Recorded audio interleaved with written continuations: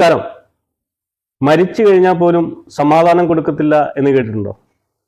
അങ്ങനെ ഒരു വാർത്തയാണ് ഇപ്പോൾ കാനഡയിൽ നിന്നും വരുന്നത്. ഏതാണ്ട് 300ഓളം സെമിത്തേരികളിൽ മോഷണം നടന്നു എന്ന വാർത്ത വരികയാണ്.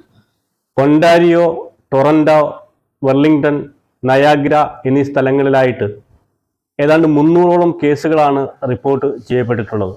And sensitive investigation involving thefts from mausoleums and cemeteries across the Greater Toronto area. I believe there have been more than 300 thefts from cremation niches, with thieves primarily targeting jewelry, decorative urns, keepsakes, often stored alongside the remains of loved ones. Families who have now experienced violation, anger, disrespect, and a painful resurgence of their loss.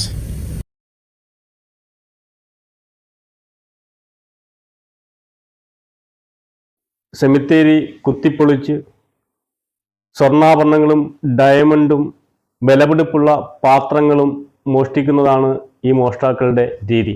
കാനഡയിലെ കത്തോലിക്ക വിശ്വാസികൾ മരിച്ചു കഴിഞ്ഞാൽ ദഹിപ്പിച്ച് അതിൻ്റെ ചിതാഭസ്മം വളരെ വിലപിടിപ്പുള്ള സ്വർണങ്ങളും രത്നങ്ങളും ഒക്കെ പതിച്ച പാത്രങ്ങളിലാക്കി ഈ ശവകല്ലറയിൽ സൂക്ഷിക്കുന്ന ഒരു രീതിയുണ്ട്. ആ പാത്രങ്ങൾ എടുക്കുവാൻ വേണ്ടി ചിതാഭസ്മങ്ങളെല്ലാം നശിപ്പിച്ച് പാത്രങ്ങളും സ്വർണ്ണാഭരണങ്ങളും കവർന്നു എന്നുള്ളതാണ് കേസ്. ഇതുമായി ബന്ധപ്പെട്ട് 2 കാനഡ സ്വദേശികൾ ഇപ്പോൾ അറസ്റ്റിലായിട്ടുണ്ട്. റോൺ റിച്ചു എന്ന 45 വയസ്സുള്ള ഒരു യുവാവും ജോർഡൻ നോബിൾ എന്നു പേരുള്ള ഒരു യുവതിയുമാണ് ഇപ്പോൾ അറസ്റ്റ് ചെയ്തിരിക്കുന്നത്.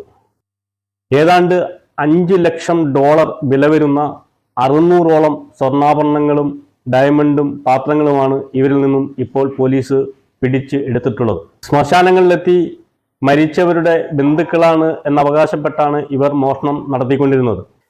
എന്തായാലും വിചിത്രമായ മോഷണമാണ് കാനഡയിലെ ആളുകളെ ഭീതിയിലാഴ്ത്തിക്കൊണ്ട് ഇവർ നടപ്പിലാക്കിക്കൊണ്ടിരുന്നത്. എന്തായാലും 2 പേരെയും ഇപ്പോൾ റിമാൻഡ് ചെയ്തിരിക്കുകയാണ് കാനഡ പോലീസ്.